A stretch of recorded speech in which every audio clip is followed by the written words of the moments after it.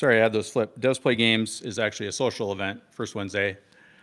Board games generally, but if there's something that's good for a group or is portable enough, there are some video games there sometimes. The third Wednesday is the Twin Cities Playtest. That's where you bring your in-progress work to get feedback. And finally, the fourth Wednesday is the MN VR and HCI meeting, the best meeting. We arranged for the warm weather, and it is now here in the West End. Mm-hmm. How do you go about learning about all these things? Because for one, I've fallen off of, I only get these meeting events. Yeah, so we've had kind of a shift to Discord, and that's really the best way. If I actually have pass that feedback along. Eventbrite's gotten very, they've really turned the screws on the free events. For instance, when I send out the email invites, they send a number a day, like 250. It takes like a week to go out, and we're not sure that it reaches everybody anymore.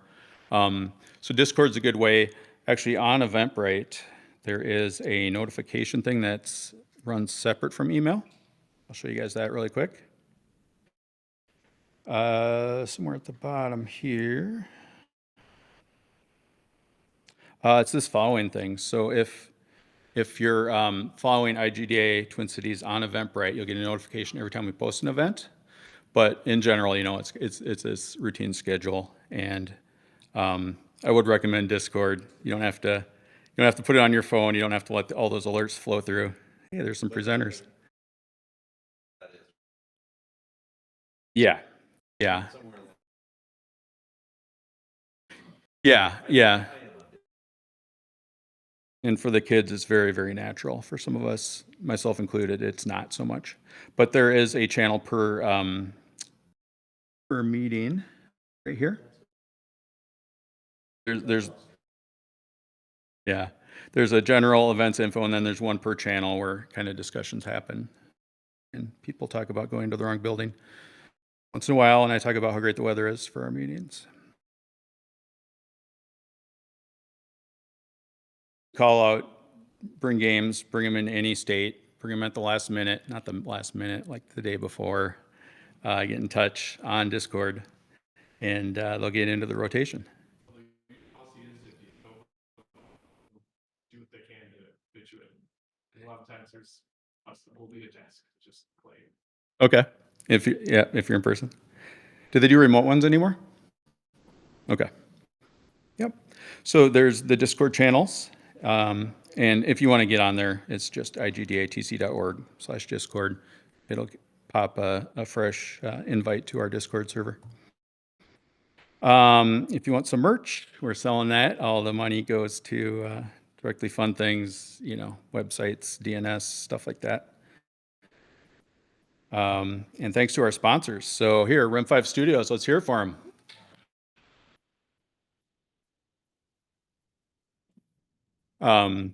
They've been hosting our VR meetups back at the old space since, were we doing it pre-COVID? I'm kind of blanking now. Definitely kind of as we were coming out of COVID. And Noble Robot is downtown Minneapolis, hosts the other events. And if you're interested in a co-working office, they actually offer that. Got a little plug there. Administratively, we're happy to be in, I'm going to get it wrong, in 8013C, a real, was that close? No. What is it? A real charity. Chapter 11. No, not Chapter 11. I know that one. There we go. 8013C. Called Nice Games Alliance, and its purpose is to fund activities through the IGDA Twin Cities chapter. So if you're interested in that, you can kind of check it out. There's a Discord channel devoted to it, and there's a lot of discussions going on in there. But if you want to donate, that's now the best way to do it. And of course, it's tax deductible finally. There's a percentage, though. And we want to keep connecting with local groups. So if you know of any, just let us know. I don't actually know where that QR code goes to, but it's probably on the Discord. And we're in the midst of board member elections. One thing to say there is, if you haven't heard kind of the details, they are on the live stream for the last game dev meeting, and they're all in the Discord, and the voting happens in the Discord if you want to vote. And we didn't have any officially signed up local plugs. Is there any website or any other thing that anybody wants to bring up to share with the group? You want to have a game of it? Duty Con, VGM Con. Didn't someone post about the VGM thing on the Discord about the submissions being open? We talked about it last week and I brought it up with someone. Like, I think the VGM on the person. Oh, yeah, On Discord a day or two ago. Ruby, yeah. Do you remember where it is on this? It's only one of the menus I can't read. That's probably donation.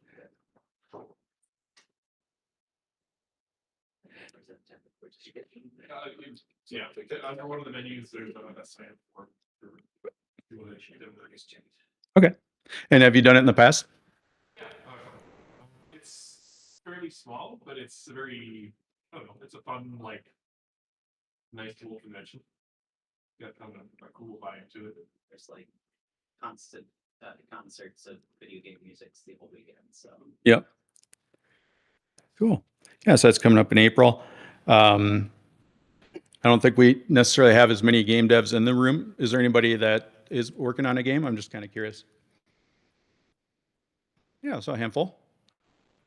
So something to consider. As opposed to the game dev meeting where it's nearly everyone. But that's totally fine. All right. Any other plugs or any other things to share with the group? Otherwise, we will move right along.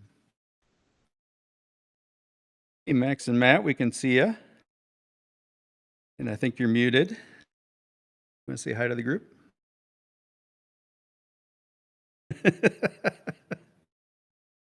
Would be muted right inside of Discord. But that was loud.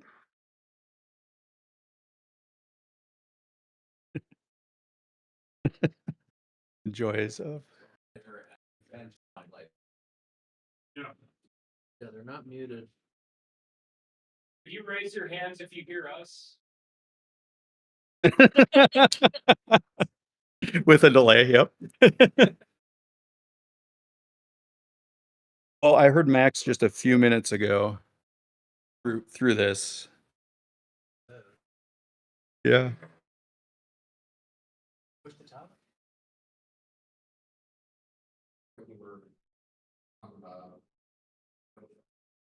I'll listen to speakerphone. Testing. There it is. There it is. We're in. I'm going to mute this local mic. So do you guys want to share your content through the screen?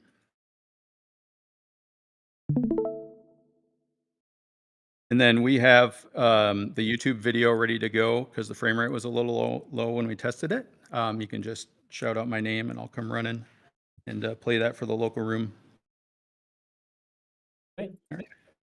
All right, guys. Well, thanks everyone for attending. My name is Matt. This is Maxine, Max.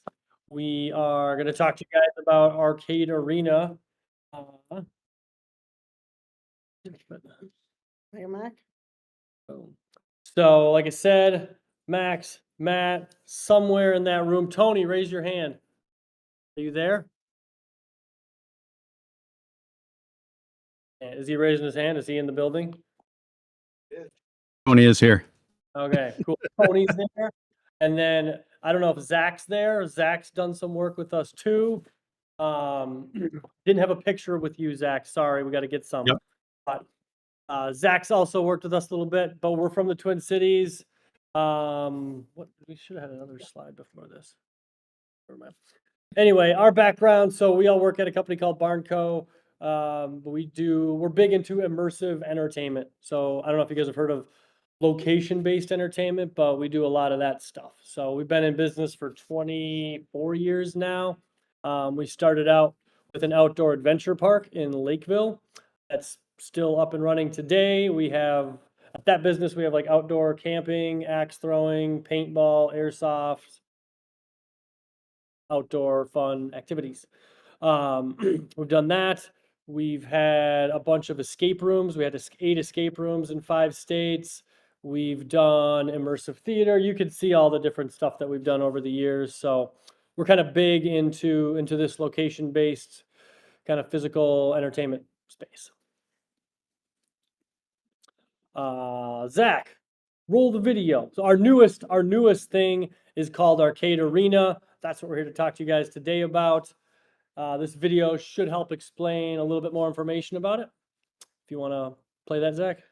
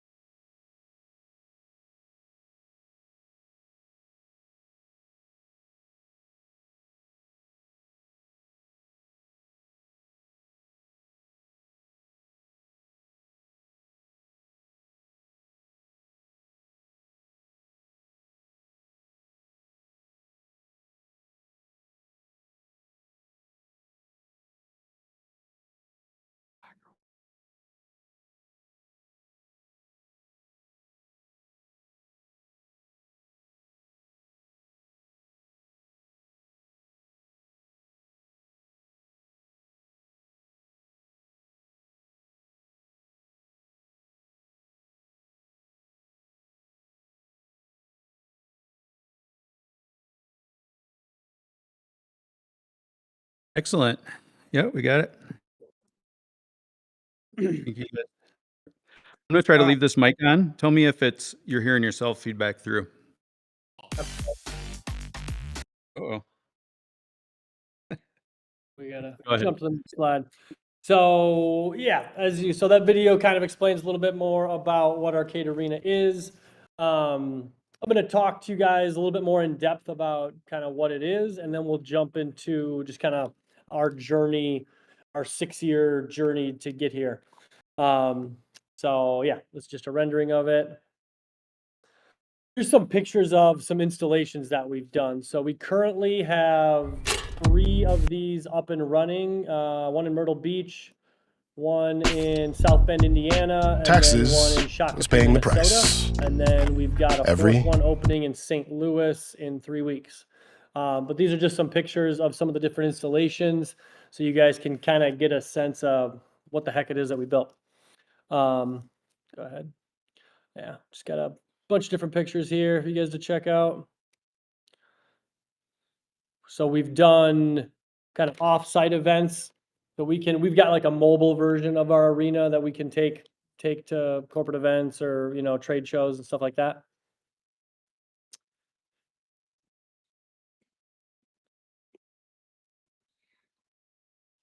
All right. So, you know, we call it kind of an immersive gaming room. That's kind of the category that has kind of popped up that these things are starting to kind of be called. But we've really kind of hyper focused on escape rooms, just kind of given our background that we came from escape rooms, and that's really why this product came to be. So like we were looking at like what's the future of escape rooms look like, and you know, we had 8 escape room locations in 5 states. We were trying to solve some of our business problems within the escape room business.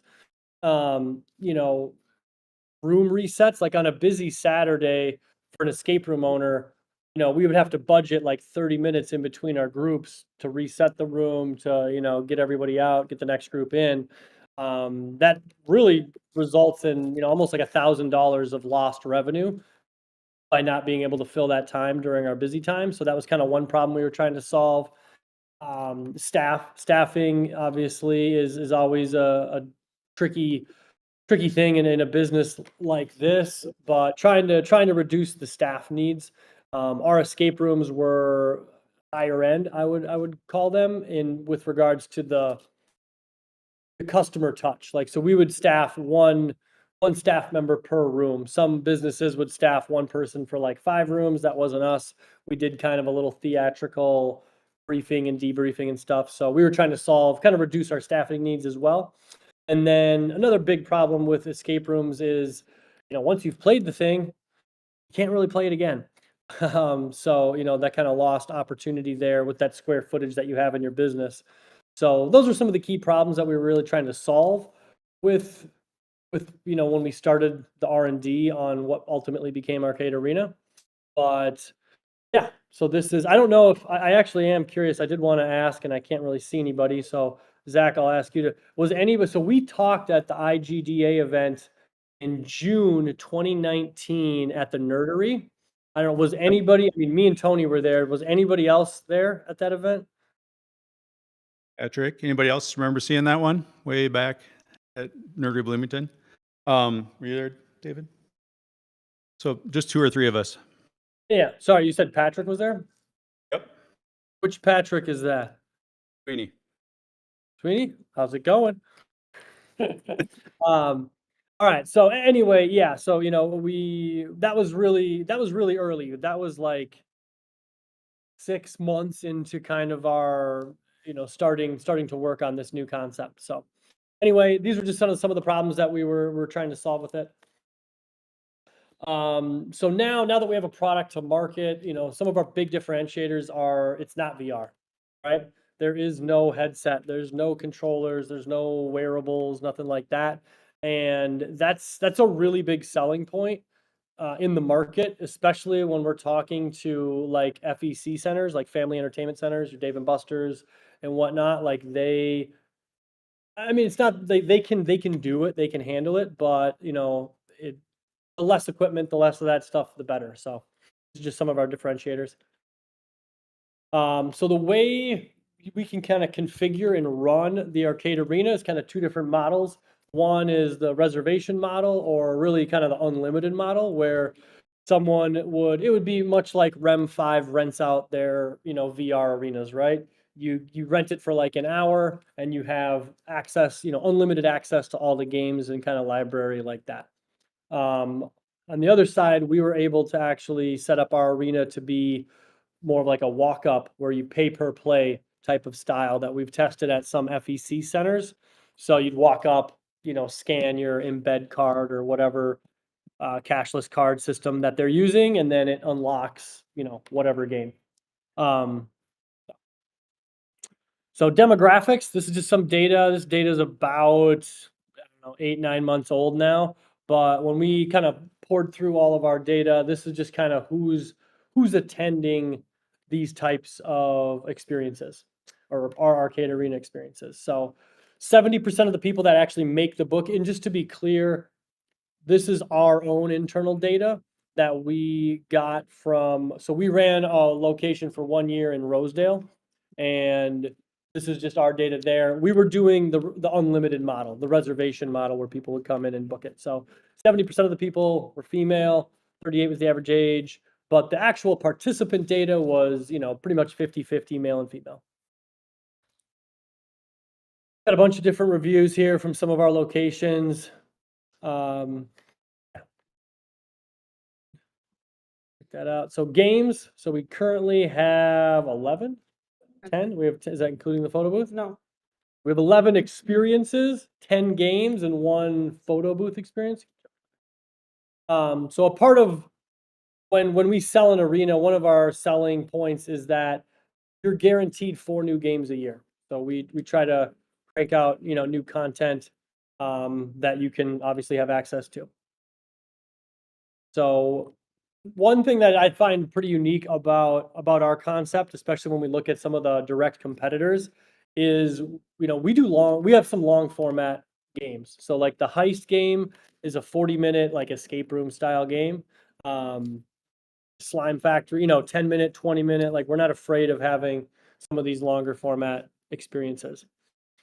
And we at the same time we have some fast paced like 60-second style games as well, like some of the ones you see here.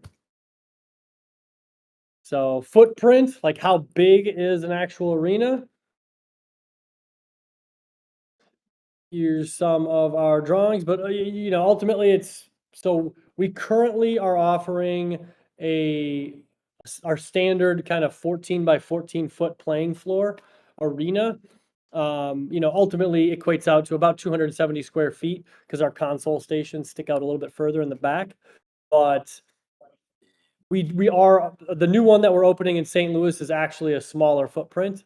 It's a 12 by 12 footprint. So we've got some smaller footprints as well. So if you're running like the reservation model, which is what we generally recommend to operators who buy it, we also recommend that they put a lounge kind of on it as well and run it more like a Topgolf style kind of experience. PR value, when you click this, it's we've had, everywhere we've opened one, they've been able to get, earned PR for free, which has been great. Kind of talking about some of that. Grand Strand, and it's at Will. Operator review, just from one of our older, the first one that we sold, the people down in Myrtle Beach. Pricing, so how we sell it. So we sell it essentially, excellent. There's 2 components to our pricing. One is the hardware. So we sell a unit, like we're down here in St. Louis at this convention show, and we're selling, it's a one-time hardware fee of $69,000, and then that gets you 12 months of the software with it. But that's turnkey, fully installed in the US. That does not include the 3 playing floor walls. You have to build those yourself. We do provide the documentation for that, but we can come in with like a turnkey wall system, and that's $88,000 if you want that kind of modular wall system with it as well. But that's kind of a turnkey pricing, gets you everything installed, up and running, training, and everything like that.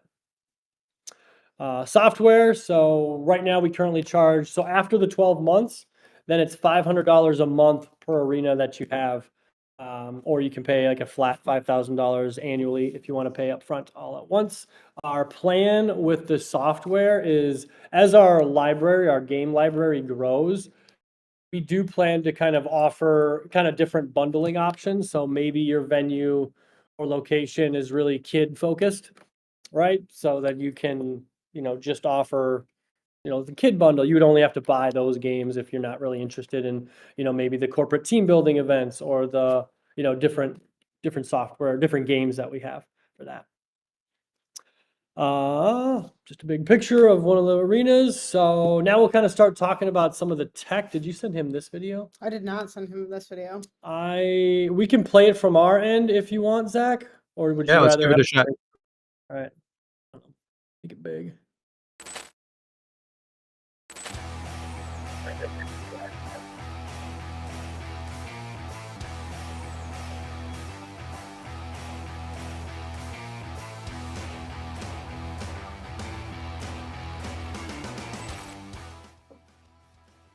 Welcome to Arcade Arena. My name is Matt. I'm going to give you a brief technical overview of how we build these really cool immersive games. So I've just stepped onto the game floor. As you can see on the giant screen here, as well as on the console screens in front, the room knows my body position. It does that through these depth sensing motion tracking cameras that we have placed all around the room. You'll also notice I'm interacting with things on the wall. We use LiDARs for touchscreen capabilities. In addition to the LiDARs and the depth sensing motion tracking cameras, we're obviously using projection mapping to create the visual effects that you see on all the walls. And we have these traditional arcade controls as well as touchscreens that give us more capabilities. Dimensions for the Arcade Arena footprint are 15 feet wide by 18 feet long, and it requires a ceiling height of 12 feet minimum. The arena size can be customized for smaller or bigger arenas.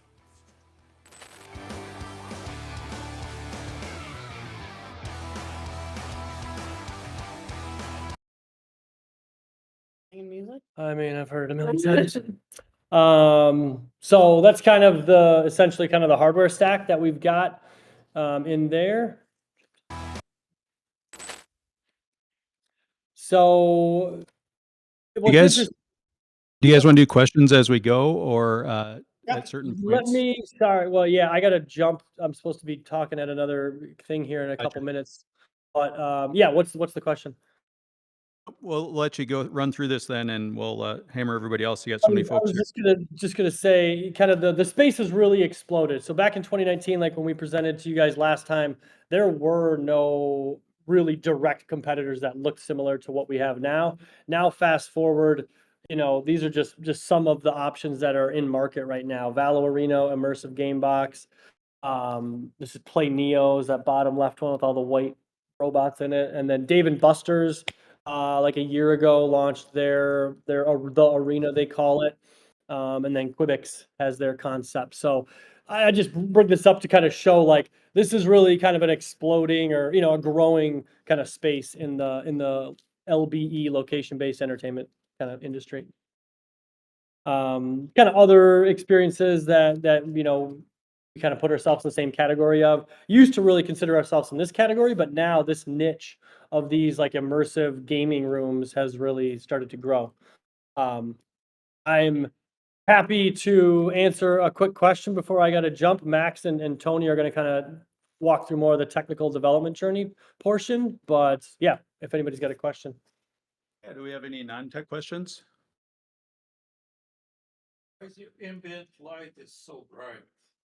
Which light? Ambient. So, yeah. Oh yeah. Can you talk a little bit about the ambient lighting versus the projectors and what they need to be able to do their job? So the projectors that we're currently using are 4,500 lumens. 5,000 lumens. 5,000, all right. 5,000 lumens. But we try to keep the projectors look great, right? So we want to make that look as good as possible. So we try to keep the lights kind of, on the dimmer side, but it really just depends on the venue ultimately. But I don't know, you want to add to anything? Yeah, I would say when we sell to a venue, we try to make sure that they are able to block out the light. Like the space that we're installing in St. Louis currently has one wall that's totally windows. So we're working with them on solutions on either blackout drapes or rotating the arena so the projectors are at least the walls are not facing that wall of windows. We know that like some of the pictures that you guys saw earlier were from our install in Myrtle Beach where it's totally closed in. I had never seen it that way before. So when I saw it that way the first time, I was like, holy shit, these look really good. So that's definitely what we go for. And then we'll often, so that one, actually they put color changing lights in there so they can have some red light, which offers pretty good visibility without totally ruining the effect of the projectors. Any other other- questions before Matt has to take off? We'll keep going though after that. Yeah.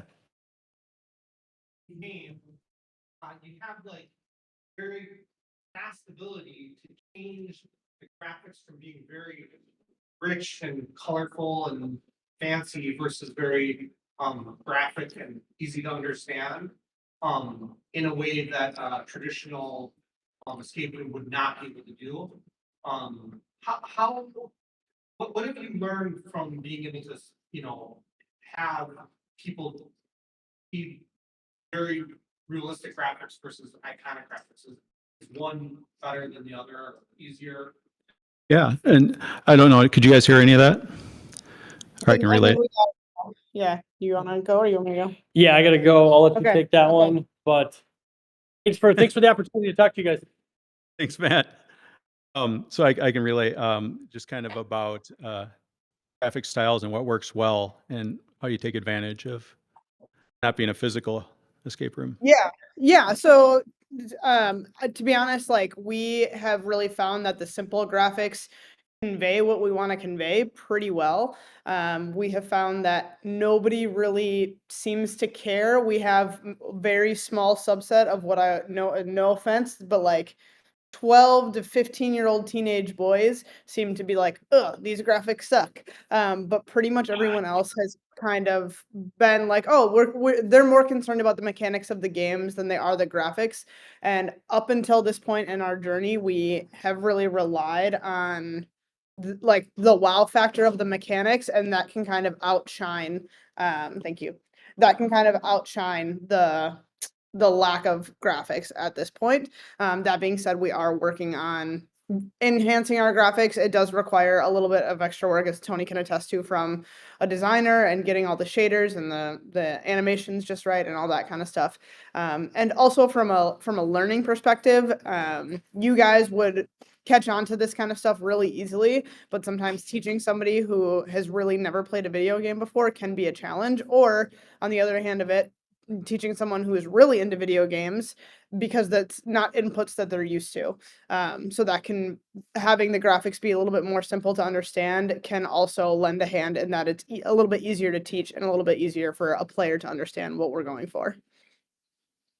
I'm in a little bit about Can I that. hand you this? I can just talk about it. I think another important aspect is the fact that they're projections and they're not screens. And especially when you have ambient lights, you have to have like high contrast graphics, because if you things that look really good if you're going through a forest or something in a video game on a screen, it just doesn't read as well, and you really have to blast the contrast out in the graphics and use kind of primary colors. So Yes, why do we need so much ambient light? we don't. It just happens. Oh, because on all the videos it looks Well, the really videos, bright, but the when- videos, they turned up the light so that you can see the people, because when you take video of a people with the lit up background, they were just black. And so we definitely turned up the ambient light for some of the videos. So anyway, I'll just stand up here and continue to answer questions. That's a good idea, Tony. And SSD, we got a stream going. We're just gonna just. Okay. Any other questions? Any questions, technical or game design or? I'm really curious about how you iterate on this crazy hardware with so many screens. How you just design and test games. Well, we have a nice template that I pretty much drop in that we start with. Most of it is we're working in mostly two-dimensional environments. It's not even though it wraps around. It's a lot of 2D sprites that are just spread around, and then we have a template for creating for reading the locations of the people in the room, and then assigning like a sprite or a character to that goes on the wall. We've got kind of built-in templates for that. So yeah, stuff that we've kind of built over the process of once we discover a game mechanic that we like and you want to keep, it just gets easier to build that. Yeah.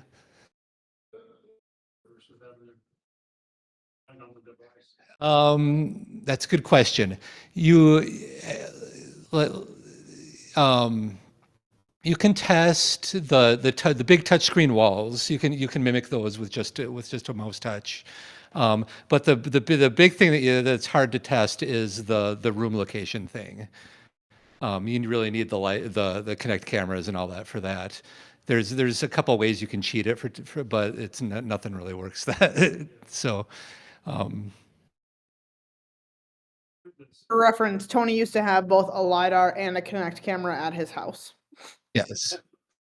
I played this at a Street Factory event. Oh, yep. And it was, what that was really interesting about it was having the console games up front. Made it so that people could actually play this game for longer than 10 minutes, because in any one of these physical environment games when you're running around, like you just get fatigued really quickly. You can't do that very much. And so I thought it was a really interesting design.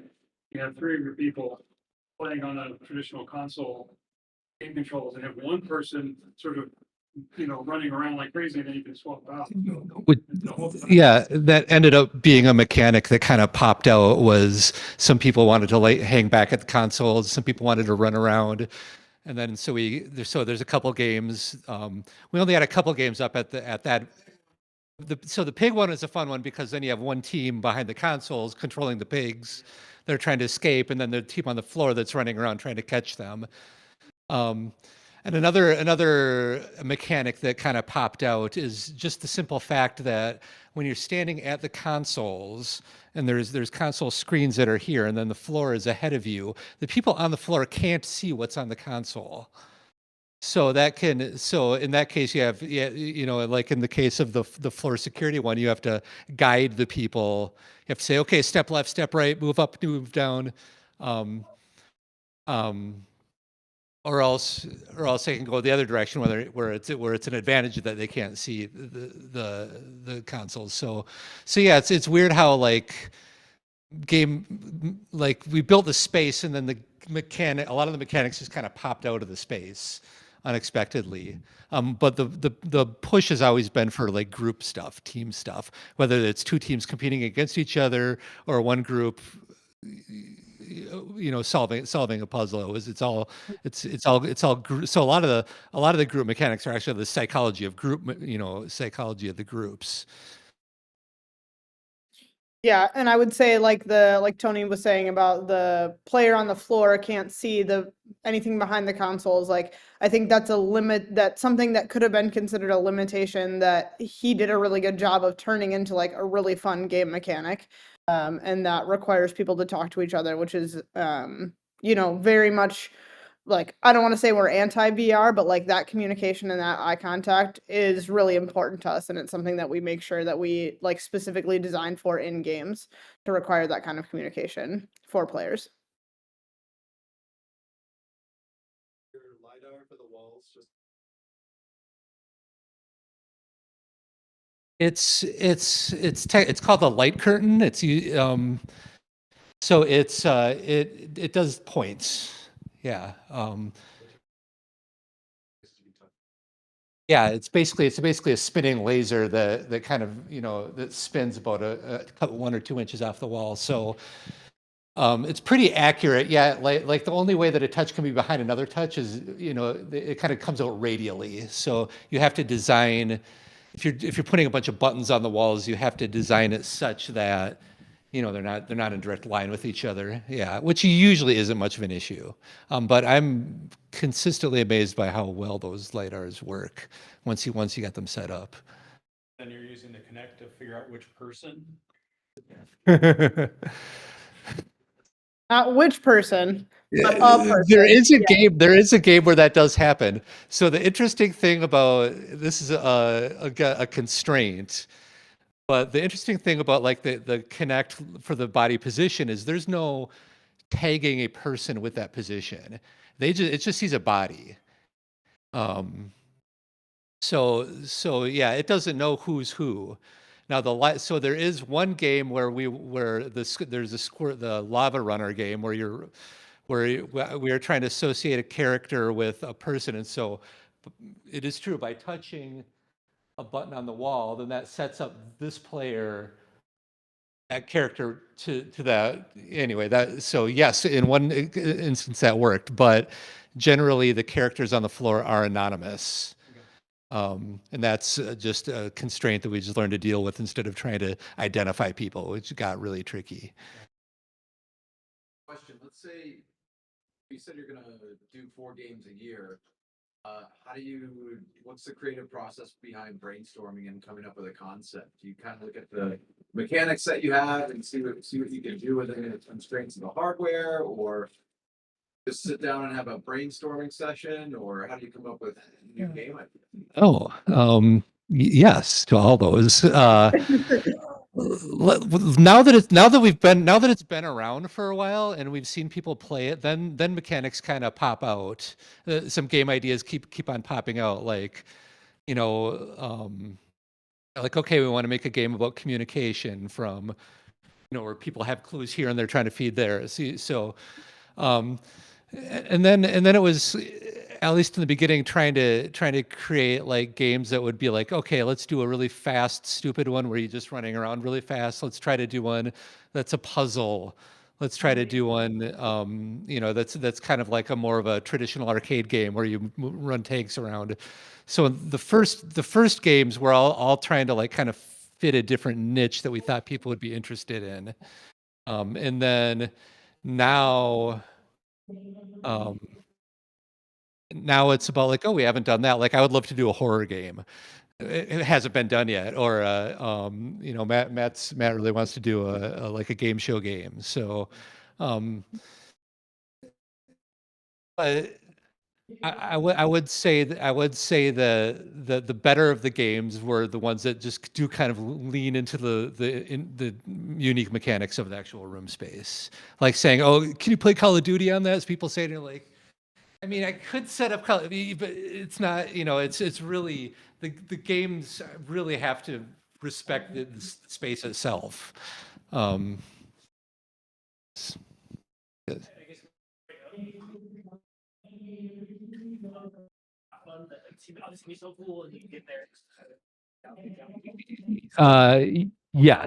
Yes. A lot of the games were surprisingly not fun. So many.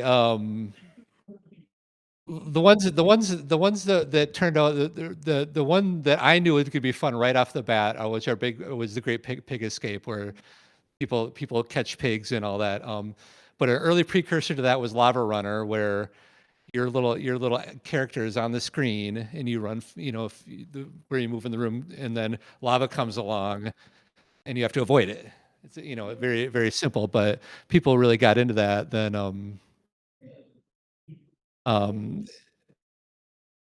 some of our I'm trying to even think of the ones that never really made it because they never really made it. There's one actually, the one that we did at that one event, that wasn't a very good game. Yeah. Yeah, the where leapfrog you one.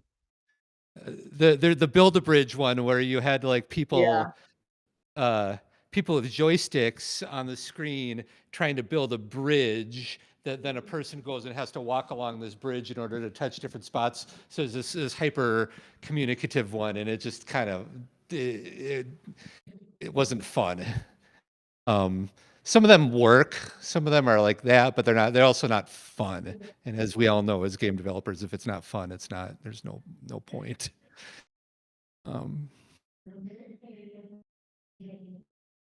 Kind of tiered for maybe kids that want physical things and adults that want to communicate and have a social. Yep. Well, right now we only have like 11, so they're usually all in one menu. But the ultimate goal would be to have whole section of like a kids game, like adult puzzle games, because like the heist is the example that we use as a 40-minute game, and the escape room people love that game.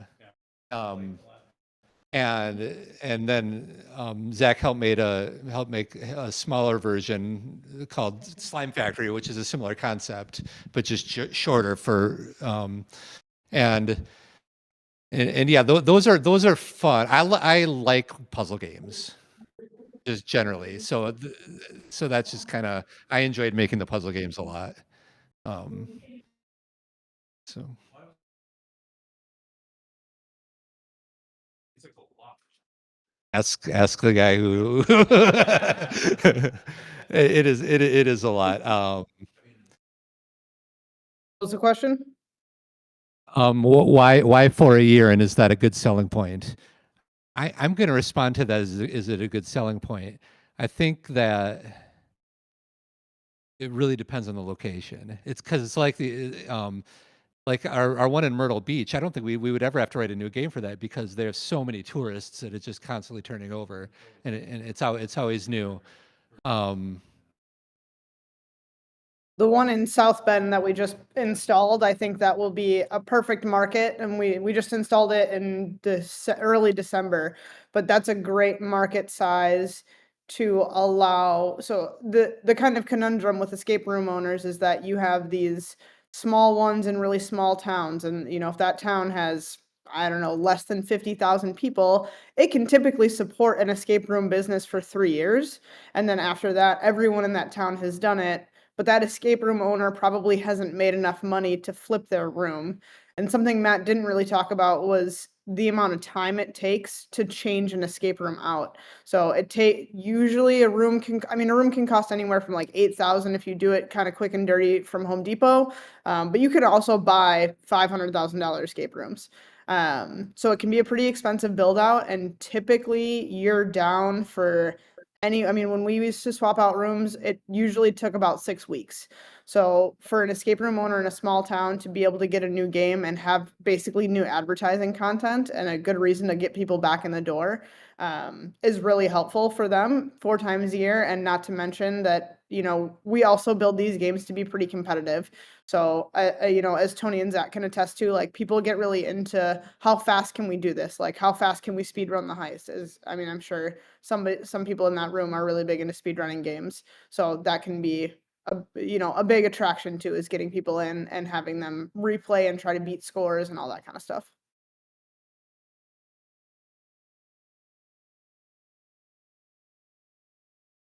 Curious. We're talking about different games that have gameplay styles or what have. Thinking about the player or the consumer experience of you go up and you're, I don't know, 20, 30 minutes.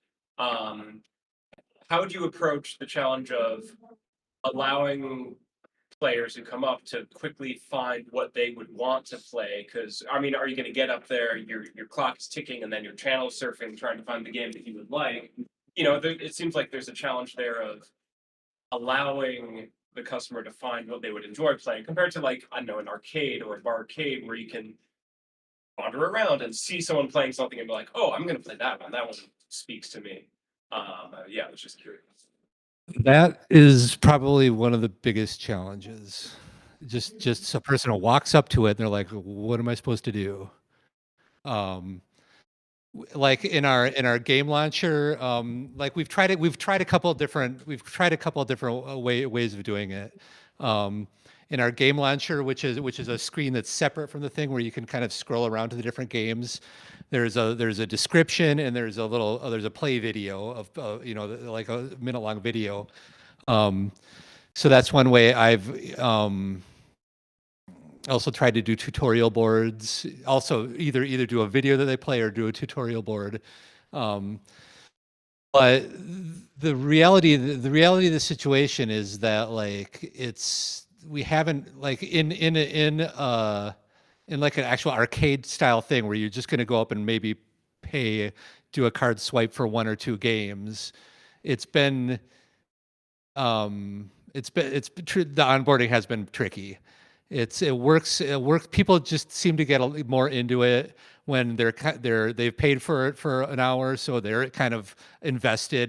They're willing to go that far into the journey of, like, watching a video or two, and then kind of go there. Whereas we haven't quite figured out yet how to, like, entirely get the immediate feedback of walking up to an arcade game, because if they don't know what the mechanics are, it's hard. It's difficult to explain without having them watch a video or something. Those videos show footage of what will be on the wall, or is it a recording of people playing the game. The reason why I ask is because if you can see, if it's a recording of them playing, within 5 seconds you can see this is a runaround friendship game or this is a puzzle game. Both. It shows Max explaining a couple things and then showing a couple people do it. The best thing, the best thing is when you get people playing something and then people walk up and start watching them and then more people start, and then that's like the most, when that happens, it's pretty magic, because then they kind of all the kids are like, oh, see, you run to it and that. But yeah, I would say just the general onboarding has been. I mean, in game design in general, onboarding is challenging. So yes. Track group that sort of like through. That really depends on the location, because sometimes we do like branded stuff to the location, but it's usually just like a logo flying around, or one of the we had a loop of just some of the characters from our Lava Runner game kind of running in circles.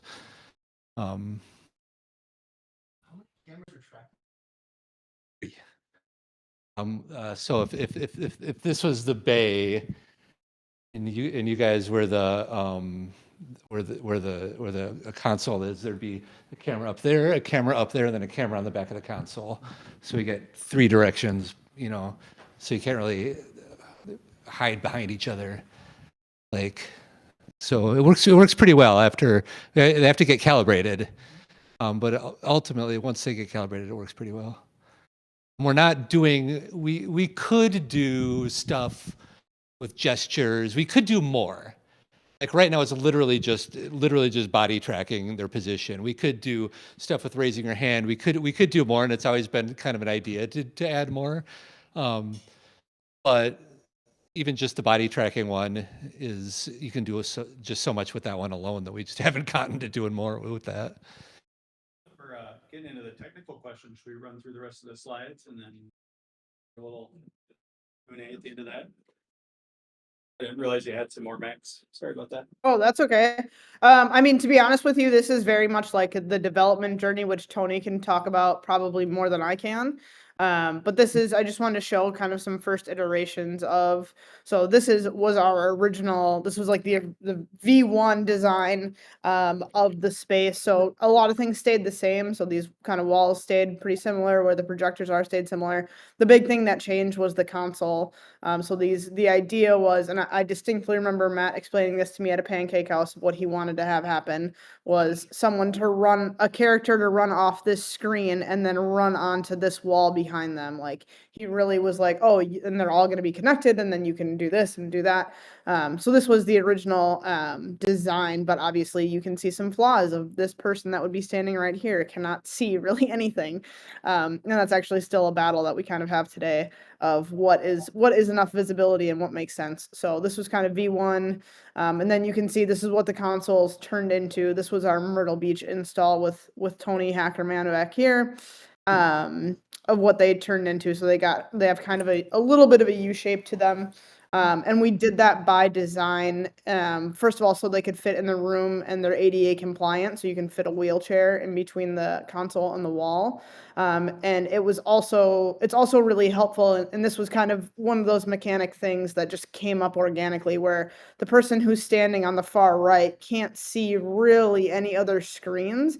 And we use that to our advantage as a game mechanic of forcing communication between even the players behind the console. So they can't see necessarily what's on that far left screen, so they have to communicate to each other. But that was the console we ended up with. Again, kind of one of our first designs. Tony, I don't even know what game this was, but this was a very early game that obviously did not make it to final iteration. And then this is the first one where we've got the console set up here. You can see this game menu over here. Like Tony was talking about, the Connect cameras, there's one in each corner and then one behind here. That has remained the same. I have this as networking hell. When I first started this journey with them, and I came in a little bit later, and as someone who is not technical, trying to understand all this was very difficult. And someone who also doesn't play video games, I was like, I have no idea what's going on. And Tony walked me through it very easily, where he said, listen, you know what an Xbox controller is. Think about that. An Xbox controller has what, 12 inputs, 12 different buttons you can hit, and maybe 8 directions you can go in. And then he counted out all the inputs that this thing has, and he was like, that's why it's so difficult, is because we have so many different things trying to talk to each other. So from my understanding, that was the biggest challenge of trying to get everything all connected so everything's talking to each other. So we have 2 computers that end up kind of going back and forth, and they have to communicate with each other and all the other inputs and outputs that there are. So I'm sure, but I would assume for you guys it's pretty obvious to understand. For a non-technical person, it took that very elementary walkthrough for me to get it. But that's, took, I think, Tony, correct me if I'm wrong, but about a year and a half to really hammer in all those networking issues. Yes. And then we have our proof of concept here. So this was we had a location in the Rosedale Mall. That was a standalone thing where we learned a lot, and we just got to kind of watch customer behavior. I think, like you can all imagine, it can be difficult. What's fun to us isn't necessarily fun to other people, so that's something to consider. And as Tony talked about in kind of the game iteration question, what's interesting is that some of those games were like, we made Tony made the Great Pig Escape because Street Factory was a country fair event. So we wanted something like that, and boom, like that came along and is probably one of our most played games to this day. So just interesting how some of those constraints can force us to come up with games like that. So this is our mobile setup at Edina High School. We did one of their lock-ins, which was pretty fun for us. This obviously is very washed out, but it was dark when they did it. It was overnight, so that worked really well for us. And then this is at the FEC we were at. So we also tested out doing that walk-up model. I think, like you guys talked about, like, it was a pretty big challenge. We did end up mounting this extra monitor up in the upper right that you can see. And that played videos of gameplay on a loop. So that was helpful to get people interested. But like Tony said, the real magic of this happens when you watch someone else play it, and then you want to play it, and then that loop just kind of continues. We have this basketball thing over here that did not destroy any of our projectors, but did come close. And yeah, this was our first test to see how well it would do in a model like this. And it was not, we moved to an escape room for a reason. So I think it still could work with the right games and the right setup, but in this situation, it didn't really. But you can see Tony was able to solve the problem of getting the inner card and the embed system in there and making that all work together. So we added another input. And then we kind of took on some early adopters. So when we first started, I think it was like 3 months after we moved into Rosedale that we got a call from an escape room in Myrtle Beach that found out about us very organically. And the owner of it was just like, this is cutting edge. I want to be on the cutting edge. So that was pretty cool to be able to talk to her, and that, just was I think she found us via our YouTube channel, which has a total of 6 subscribers. So yeah, and then now we're kind of at this point of evolving the concept and selling it, really. So that's it's a little bit new games, but it's a lot of customer education and figuring out how to communicate what this is without an, I don't know, hour and 15-minute presentation. So that continues to kind of be our biggest challenge, and finding the right markets and the right owners to work with. So that's kind of what we've got there. Yeah, I don't know how much time we have left, but I think I'm happy to answer any questions, and I would hope Tony's happy to answer any technical questions that I don't know the answer to. Given that the Azure Connect is discontinued, do you have a stockpile lined up, or are you looking at the Orbeck?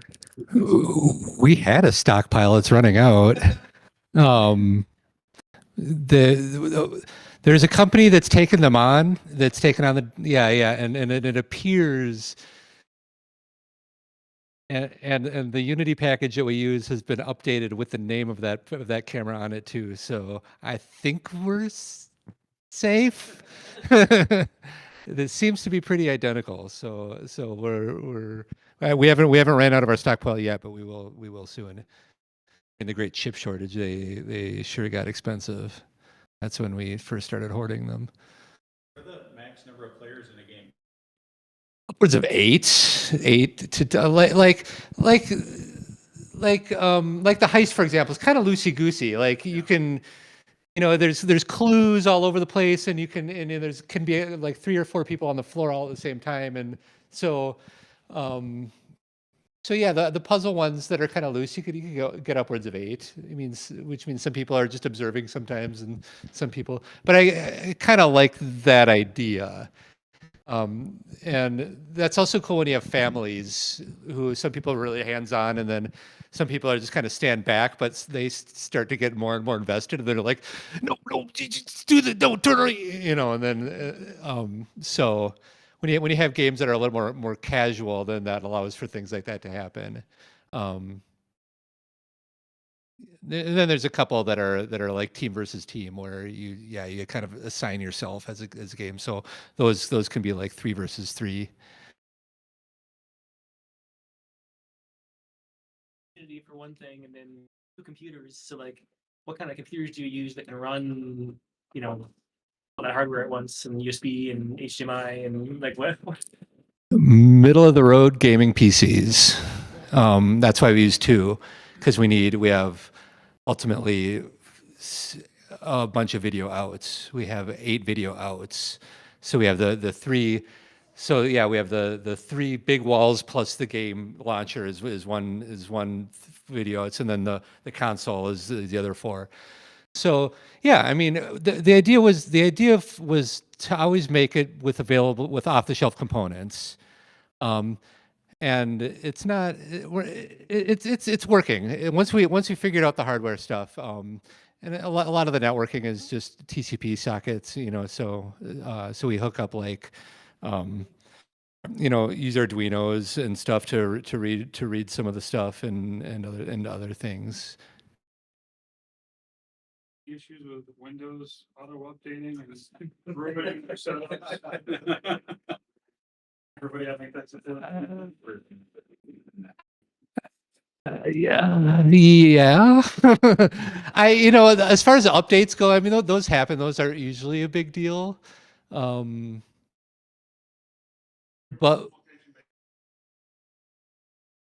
no, I know. Yeah. Well.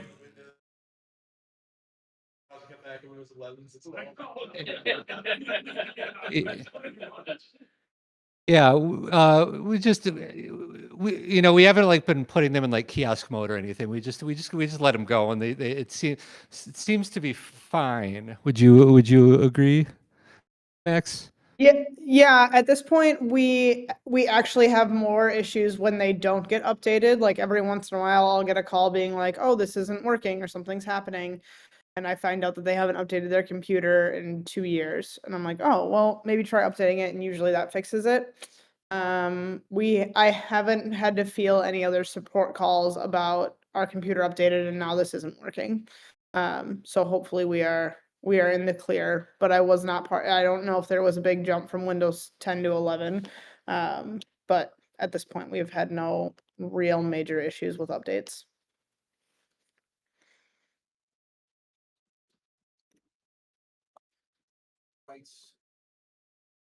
Any interest going into the wall to give that bigger sense of space? Yes. So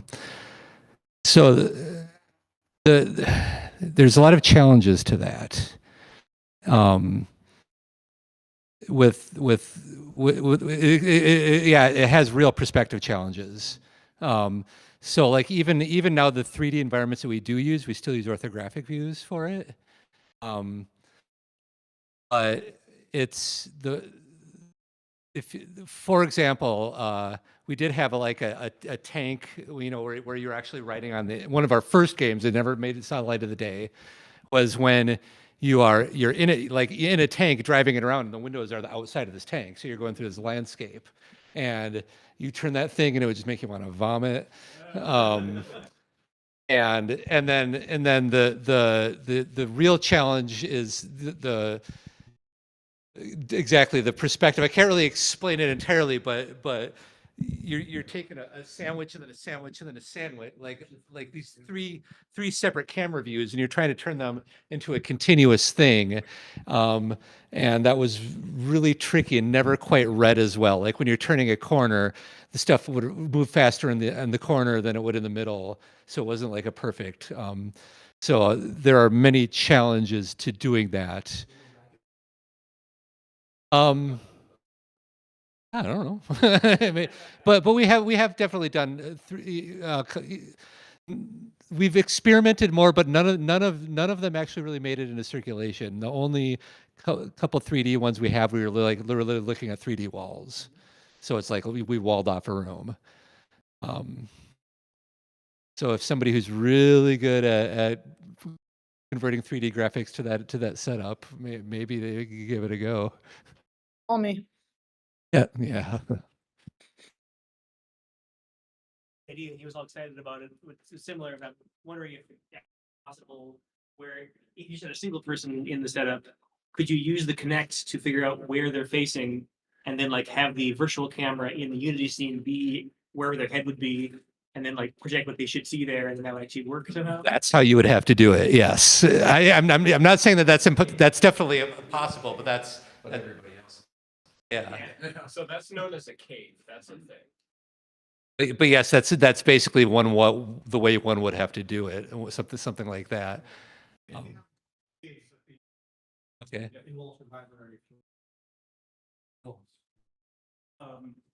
Yeah, I was curious. Going back to like the Nintendo Wii days, and of course the Kinect in its original form. Motion controls have somewhat of a reputation with gamers for being janky. You know, they're simultaneously they're very accessible superficially. Like there's a direct intuitive nature of you're swinging a bat or you're moving your hands. So on the one hand, they're intuitive, but on the other hand, because of the fuzziness and imperfection of those input techniques, they can also often be unintuitive to a player because, for example, compared to the tactile feedback of pressing a button and you know it activated because I felt it go down, often the kind of activation threshold of like a physical motion is kind of murky. Like, so where I'm going with all this is that has a reputation as being a hard challenge to design good uses of that style of input because of that fuzziness. So I'm curious in designing these games, how you've approached designing gameplay that can tolerate the fuzziness of motion input.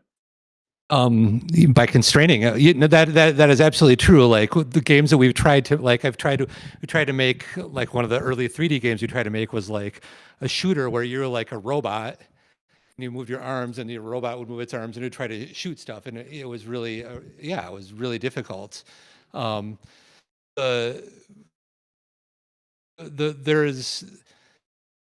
It's less because we're currently not doing anything that actually reads gestures or anything. So the one way that the experimentally worked really well was, instead of trying to follow gestures, just say, raise your right hand. You could say, is the point of a person's hand above their shoulder or below their shoulder? Like decisions like that translate really well. So if you can raise your right hand or raise your left hand, but things where they try to like model the skeleton tracking, are difficult. But our games, literally, the actual inputs are literally hitting a wall, or just your body position in the room, and that does get a little fuzzy, and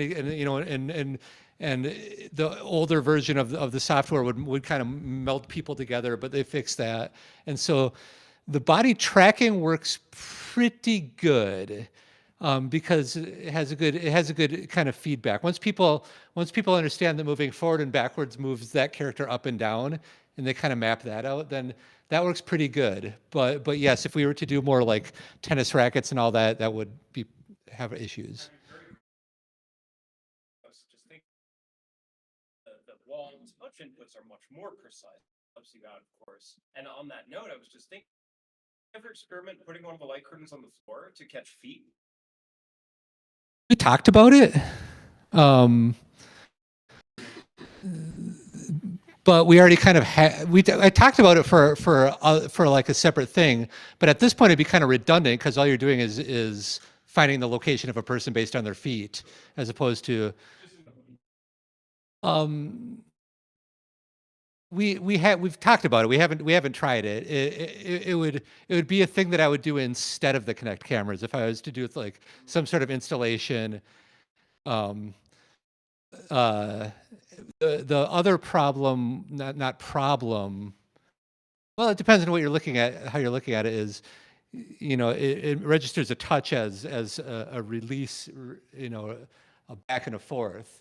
And so if you're shuffling your feet around, it's just going to be like a moving blob. I know that's a thing that could be solved in software, like anything can. But yeah, it's something. It's an idea that we talked about, and maybe I'd try it sometime. But it would be redundant for this room idea, I believe. Your competitive games where there are teams against each other, is it one person on the console matched up to someone in the arena, or is it all the people on the console against all the people in the arena, or both? Or both, and all through we have. So we have a competitive tank game, which is everybody at the console. All they do is they each have 4 tanks that they roll around, so they're all against each other. A game like the Great Pig Escape. You have the farmers. You have the teams delineated by who's behind the console and who's on the floor. The lava runner game. It's 2 people on the floor competing against each other who could stay alive on the floor the longest. The last game that I wrote, which I wanted to do a version where you have 1 team member behind the console and 1 team member on the floor. That's 52 card pickups. So in that one, you're on the floor and there's cards all around. Cards just keep on appearing on the screens, and the cards that we're supposed to collect appears on my screen. So for the red team, I have to be like, you have to hit the king of clubs. I'd be like, go get the king of clubs, and you have to run and get it. And so that's another one that's fun to watch the parents yell at their kids to do it. So the idea is exactly kind of what I think you're getting at, is to like, okay, how many different ways can we juggle this mechanic? How many different ways can we create a team and all that? So, yeah. Can you describe that big game? That sounds incredible. What people are doing. The card game? No, the big one with the teams on the console. So the teams. So if we're looking at the back wall, the pigs start from that side, and they just got to get from that side, wrap around the wall to that side. And so everybody, there's 4 pigs, and there's 4 joysticks behind the consoles, and you're controlling your pig.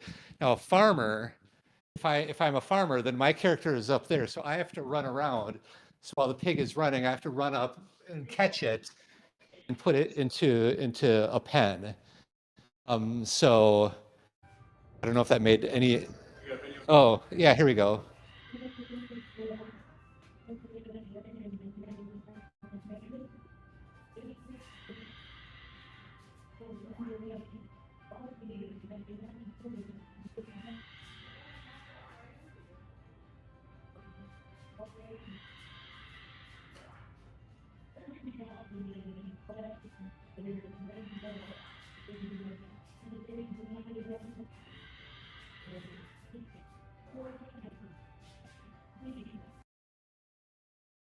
I'm killer at this game, and she never gets a pig across. But the goal is to get across this finish line over here. And then, so you can see the score here, pigs caught, that's the score for the farmers, and then pigs escaped, that's the score for the pigs. And what you can't see is there's a pen right down here on that middle screen. And so I have to catch the pig, and then I have to drag it over, like using my body, I drag it over to that, to the pen to release it. It's a silly, stupid little game that was surprisingly popular. Yeah. Yeah. Yeah.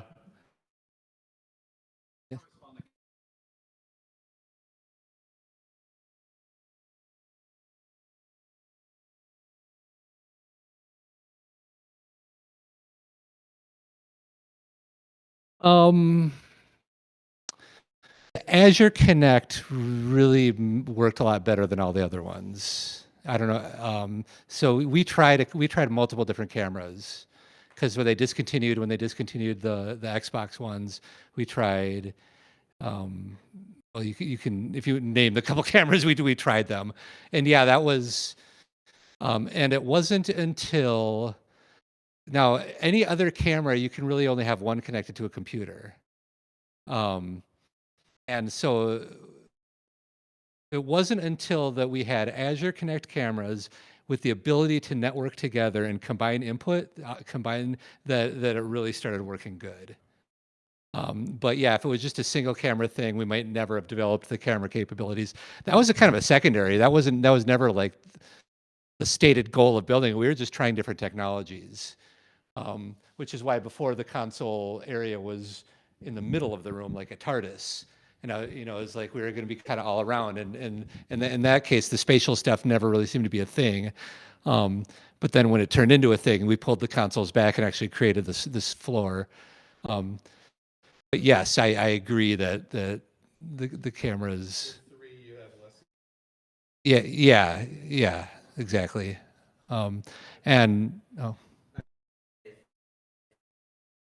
Installation is the cameras.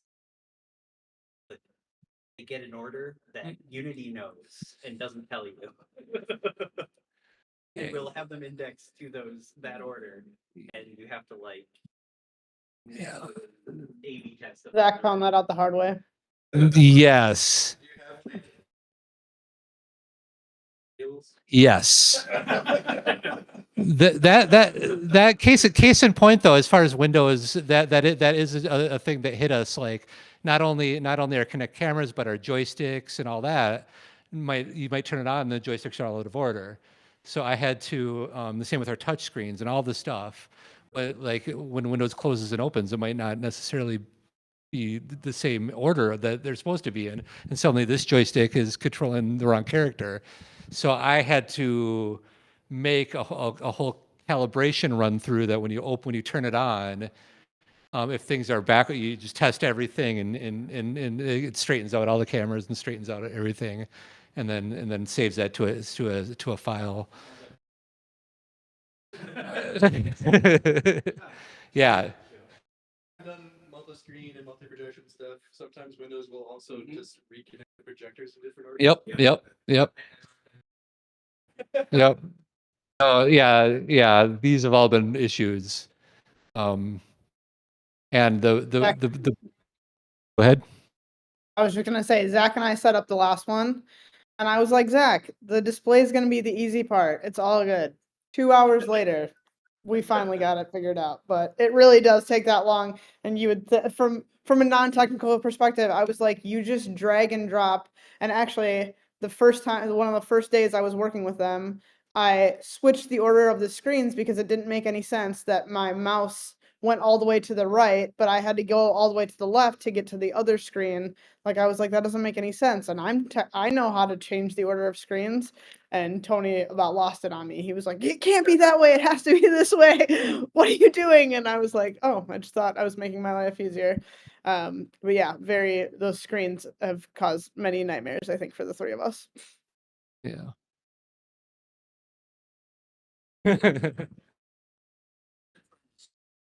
Rando named Scott Gaff. Oh. The venues charge. What do they charge over at Shakopee there? So Shakopee, they do it based on age. So adults are $20 per person, and then I think anyone under 15 is $15 a person, and then under 5 is free or something like that. This is what you're looking at right now is actually the Shakopee location. This video was taken there. And then That's an hour, right? Yep. So all the reservations at this point are an hour long. We in Rosedale started out with 2 hours. We found that was actually really way too long. People just didn't have the attention span, nor did we really have the game library to support that. We cut it down to 90 minutes. That seemed to work pretty well. But with escape venues, they're just so used to doing everything by the hour that just works really well for them. So groups can usually do the heist and then a handful of other games, but it's not enough time to necessarily get through every single one.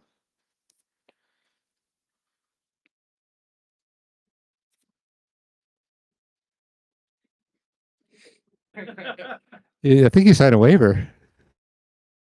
Who's liable for if someone gets stepped on? It's we make them sign waivers, don't we? Yep, every escape room venue that we're currently in has a waiver associated with it. To be honest, this is probably the least dangerous venture that we've done. So we just keep reusing our paintball waiver, and that if it covers paintball, it covers anything else we've discovered.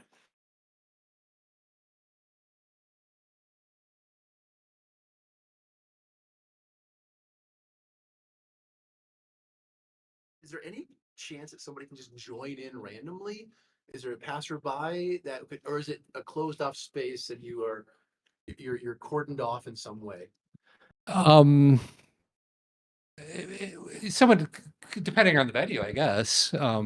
Like now they're mostly an escape room venue, so you're kind of you're your own group. But when we had it at events and like Street Factory event and other stuff, that was the whole idea was to get people because the games are some of the games are casual enough where someone could just walk right in and just join in the middle of a game. There's no, like I said, a body on the floor is a body on the floor. It doesn't matter who that is. Yep.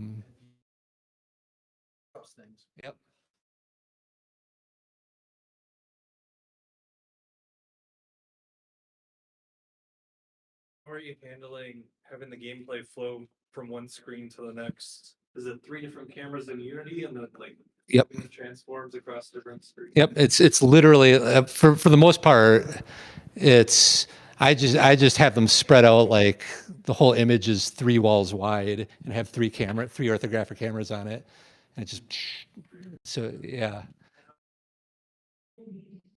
very carefully. We just no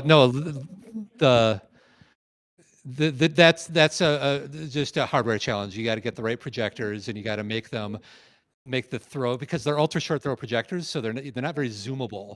You got to get what you get. So you just have to make sure that the projection space is a little bit bigger than the wall space, and then corner pin those corners in, and then you're good to go. But yeah, that's where you do notice a disconnect is right like at the edge. So when you got it really mapped out, then it's smooth. But if there's anything is a little bit off, then correct. Yeah.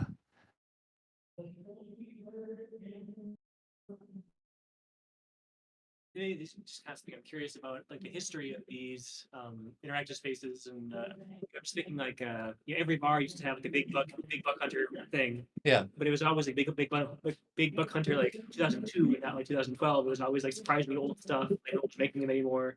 Like is this kind of the history of this kind of stuff? But like is it kind of making a comeback now with video games and spaces or? Based on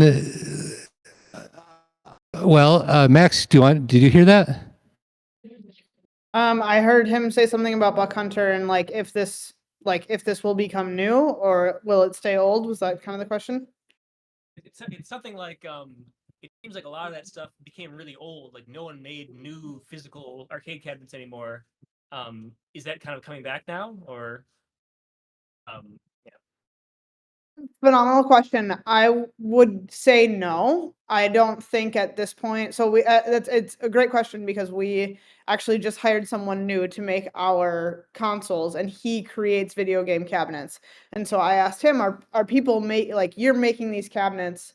He's making custom ones for companies. So he installed one in an insurance place that they hired someone to make an insurance a white label branded game. Or he installs kind of the old school ones in people's homes. I can't remember the last time I saw, and he had not heard of any new game developers creating new games with this kind of what I would call old school tech. I think the closest thing I've seen to it is what I would call the new age pinball, where it's not actually pinball, it's the screen that displays pinball. And acts just like it, but it's obviously not pinball. So I think that's the closest thing I've seen to something new in regards to that kind of style of gameplay in a really long time. They're still building new like cockpit cabinets they can sit in, like Jurassic World and stuff. Pretty dinosaurs and stuff. Chuck E. Cheese and David Matthews. Well, when we were at IAPA, I was at IAPA last year, and there was about 4 different organizations that had very similar rooms than what we had. You know, one was almost identical minus the consoles, but you had to wear a little hat that had little markers yeah. And there was another one where it was just a room like that, but you had a gun and it was recognizing the gun. So, on a bigger picture, there is a new market for kind of immersive in space, kind of new immersive games. There's definitely a market for that as retail kind of dies and people are kind of reimagining what these shopping malls can do. Other things. There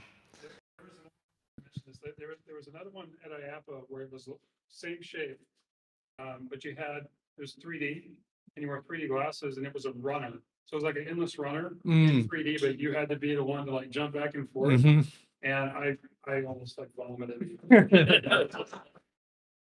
Yeah. Like just a parallax of like actually moving in front of a giant 3D screen that's this close to you, and you have the glasses. I didn't see that. That sounds crazy. And head track stuff has been done in homes, you know, since people messed around with the Wii. And what you don't see on a YouTube video is the latency, because the camera, you know, you don't have the difference between the camera movement getting registered in the person's head, which moved 10 milliseconds ago, or 20 or 30 or 40 or 60. And so I built one of those, and it's super disappointing compared to watching it on YouTube. But you surround yourself, and then you get sick. I had the same issue with, I have a motion simulator, and I was trying to organize the cables, and I tried using a USB hub, and the USB hub added enough latency that when you had the VR headset on and the motion simulator would bank at the corners, it was like off by so you would like feel the turn, and then you'd see the turn, and then you feel it, and it basically made 2 people almost. How is that? What's that? USB hub, yeah. Just that was enough to cause latency enough to make you sick. No. That's the genius of this aesthetic. Well, I mean, everybody that comes by says like the fact that there's no wearables, there's no, you know, is a big plus, that you can just walk in and just do it. And that was kind of from the beginning, we kind of said, I mean, I was just kind of inspired by the holodeck sort of, you know, it's something you just walk into and you're just in it, you know. You decided to keep the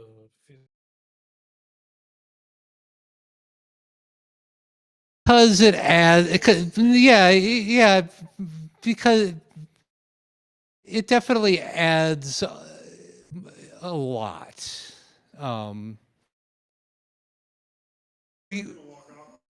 Yeah. But that's a good point. We could pare it down. We could pare it down to just 3 walls and do that. That's in the realm of possibility. But then that takes away some of the tools that you have, your game design tools. Yeah, and it kind of delineates a space. Yeah. Speakers. Actually, we usually just use the speakers that are in the projectors. No, we talked about it, but we haven't. We've been threatening to do it, but it never. My next push is for spatial sound. Tony's is a horror game and Matt's is a game show game, so we just have to fight it out. Yeah. My free suggestion is build a false floor and put butt kickers underneath of it. You get your position tracking, and then you can vibrate the floor underneath people. There you go. Floor stuff. I guess I better get our investor deck ready. Yeah. You know, when we were first like developing the concepts and anything was open, I was researching a lot of different stuff, and one of them was like interactive floors with butt, and they just seemed like, no matter what, just seemed like a big pain in the butt. Like, yeah. And they had like the vibration of the floor. Oh, nice. About projector screens and handprints. Well, we use drywall, usually screens, and we use just gray primer for the projection stuff. So and we leave a big bucket with them. So if the handprints get too much, you can just repaint them. It's a thing, but it's not. A much bigger problem is that. I said it's negligible. Like the handprints are not a huge issue with us. Once the projections, when like the lights are on and the projections are off, it's kind of gross. But when the lights turn off and the projections turn on, you really don't see the handprints as bad. Yeah. Figure out the demographic of the hand how you.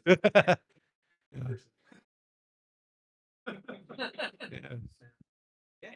Is there any like punching through the drywall? Yeah. Some kid was trying to drop kick one of the walls once. I think she yelled at one of the. Yeah. But Never an actual incident, but we've come close. yeah. And The yeah, intro video is very clear about what how you should and shouldn't use it. I would say, I mean, as far as intro videos goes, people actually do listen to it pretty well. Our temporary setup is just plywood walls and aluminum. That will shake if people hit it too hard, and projectors shake, and it's yeah. So.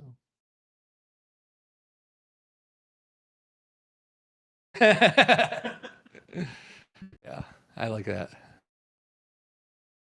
Last question. We'll try to wrap it up here. Huge round of applause for.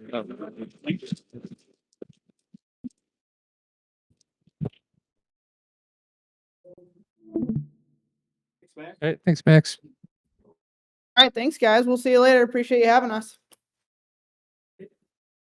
And goodbye to the stream, if you can still hear me. We'll see you next time.